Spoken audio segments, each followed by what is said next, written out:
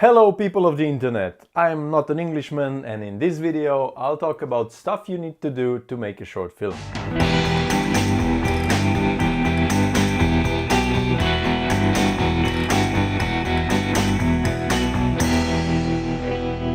I'm currently working on my first short film and what seemed to be a very smooth run in the beginning turned out to be quite a bumpy ride. Which is actually a good thing because it's only a 10-minute film, but the knowledge and skills I've gained through the venture is priceless. And because sharing the knowledge is the reason of human progress, it seems only right to share it with you.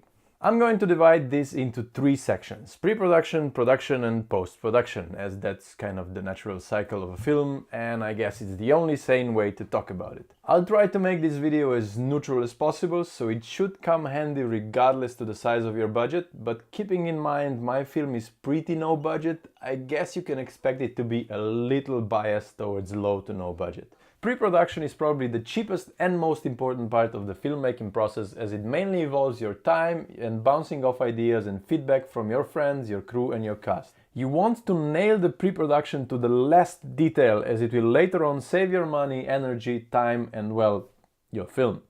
Here we go. First of all, you'll need a script. No script, no film. Well, there are exceptions and you can always improvise, but let's talk about the version where everything starts with a script. Second of all, you'll need a good script. Third of all, you'll need a really good script. See where I'm going at? No matter how good your crew or cast is, no matter how much money you'll spend on color grading and sound design, if your story sucks, there's no magic wand in this world to make your film good. So work on your script, read it to your friends, read it to your family, get in touch with people who know a thing or two about movies and ask them for feedback. You don't want sugar-coated feedback, as it never helped anyone, but ask them to be brutal. I like the brutal. Rural. Limit yourself to 15 minutes maximum. It's a short film and 10 to 15 minutes is kind of a sweet spot. It's just enough to keep audiences' attention and it's a length preferable to film festivals. One tip to writing a script: don't try to write a feature film story, keep it simple. Imagine a short film is a macro lens. Feature film rules do not apply to short films. You can't create a 90-minute story arc in 15 minutes. Focus on a detail or a moment or a character, something you can comfortably tell in this short period of time. I recently edited a 15-minute film that had a story that was way too big for it. There were too many characters, too many storylines and plots, and because there wasn't enough time to properly develop any of the characters, you couldn't identify with any of them, and therefore didn't care about any of them. Not to mention you couldn't understand most of it because it just wasn't explained. Small, short and sweet. It's that chocolate you get with your coffee in the end, not a 4-course meal.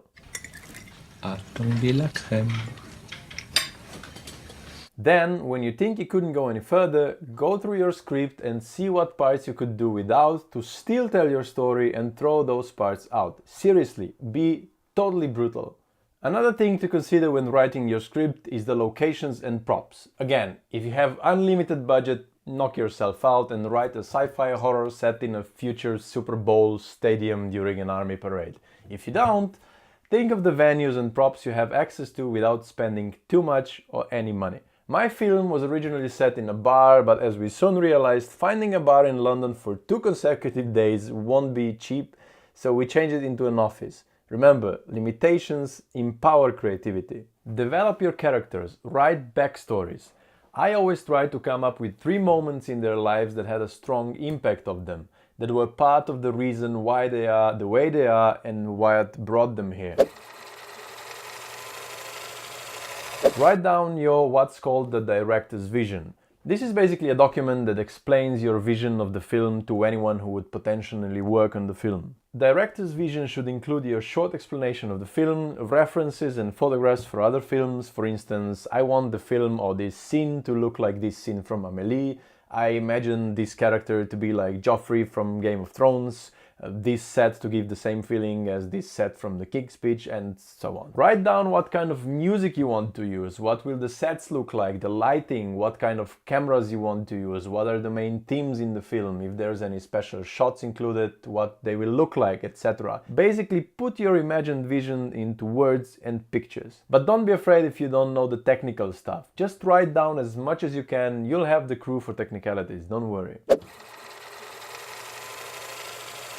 Check out the venues where you're shooting. Will you be needing any permissions? Is it too noisy? How's the light? Is it possible to light it, etc.? Try to get a DOP as early as possible and talk about all this stuff with him or her. There's a lot of logistics to think about. Food and drinks for cast and crew, weather, electricity, and what could go wrong. You probably won't have all the time in the world, so you'll want to be prepared for it. Break it down into scenes and beats. If you don't know what a beat is, Google what's a beat in films and find out the dynamics. What's the goal of the scene and what's the goal of each character in that scene. Then write that down on small cards and have them with you on set. You'll get millions of questions and suggestions from your cast and crew once you start filming, and it's really easy to get off track. Trust me, these will save your skin and your film. Also, once you have your script analyzed, break it down into shots. Just write the shots next to the script, like a close-up in this part of the dialogue, a wide shot when this happens, etc. And think about why you want certain shots in certain parts of the film, and sparingly with those close-ups. A storyboard is optional, but it helps a hell of a lot as it's the first visualization of your film and it will really help you once you're on set. Just point the shot to your DOP and voila! Make a shot list. This is a list of all the shots you need to film. Again, once you get on set, there's no way in the world you'll be able to track what you've shot and what you still need if you only have it in your head. The shot list is a kind of a to-do list. And once you shot it and you're satisfied with it, just cross it off your list and you move on. Seriously, you're welcome. Now, I'm all about being fair and paying each and everyone that spends any time on your set. But if you're just starting out and you also need to pay your rent, you'll probably need to find a way around it. I said it before and I'll say it again, have a really good script. You can't imagine how many doors this will open. If it's a good story, people will want to work on it, and chances are they'll either participate for very low payment or for free. But remember, whichever of these two options you get, always make sure you pay back in one way or another. Offer them help on their projects or anything they need and you can do. And whatever you do, don't be a dickhead to anyone, just don't.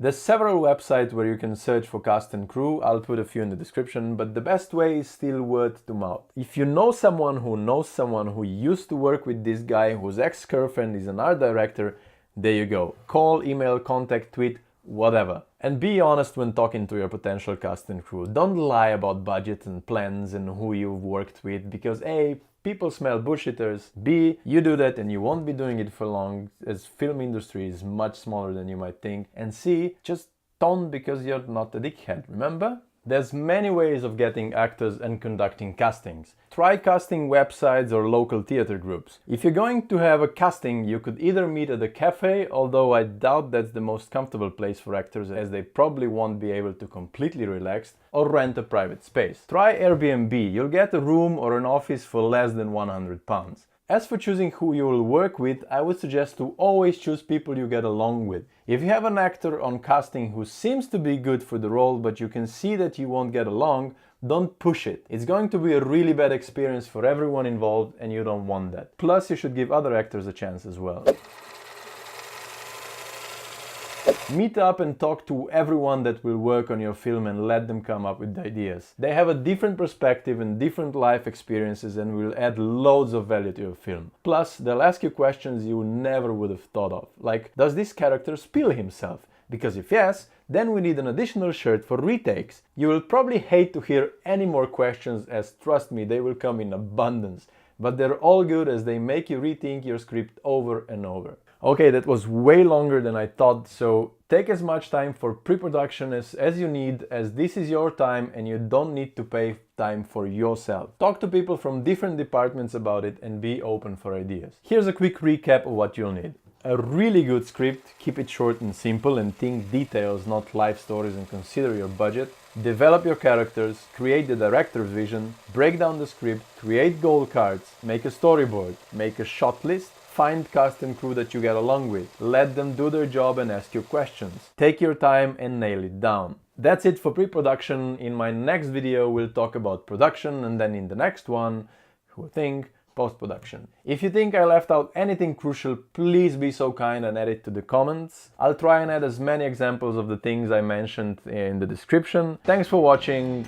Like the video if you liked it, subscribe as there will be more videos like this every week. That's pretty much it, so I guess you have a few excuses less to make your film, so go for it. No, seriously, do it. Yeah, stop watching these videos and do your fucking film. Seriously.